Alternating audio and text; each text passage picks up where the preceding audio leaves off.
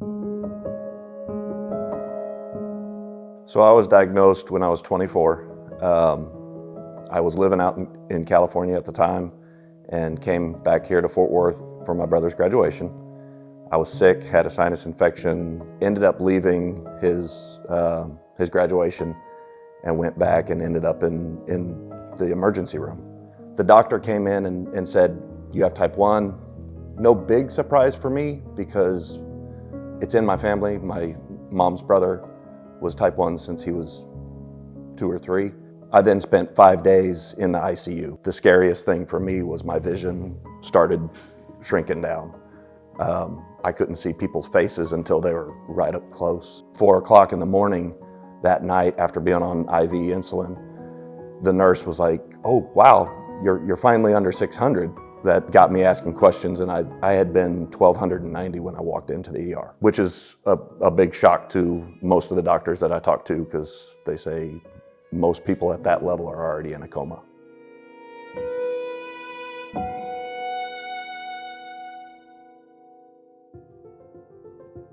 That experience as a whole was the reason that I wanted to make sure that we were screening for the kids, because I didn't want them to go through that. I knew we needed to screen again, but I don't think we really had a plan of how often we needed to screen. Last year in 2025, I was taking our younger 2 children for routine annual well checks. And I thought, you know what, if we're gonna go ahead and take blood, can you do the screening? And our pediatrician agreed and added it to the lab work for that day.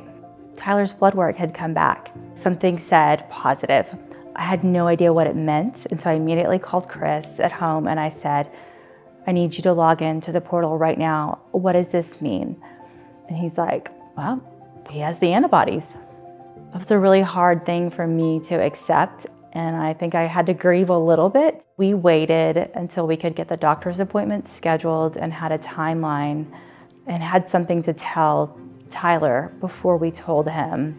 Type 1 diabetes is an autoimmune disease, meaning that the body develops antibodies against the beta cells and destroys them. So when we screen, we're looking for those antibodies, hoping to detect them before they cause significant harm to the pancreas. In 2014, the American Diabetes Association recommended that screening for type 1 diabetes antibodies be done in a research setting. Many of those research settings were backed by breakthrough T1D. More recently, in 2024, after teplizumab was FDA approved for the prolonged or delaying of type 1 diabetes, breakthrough T1D published that first-degree relatives should be screened for type 1 diabetes. We were very excited to learn that Tyler was one of the first patients to receive the treatment at Children's Medical Center.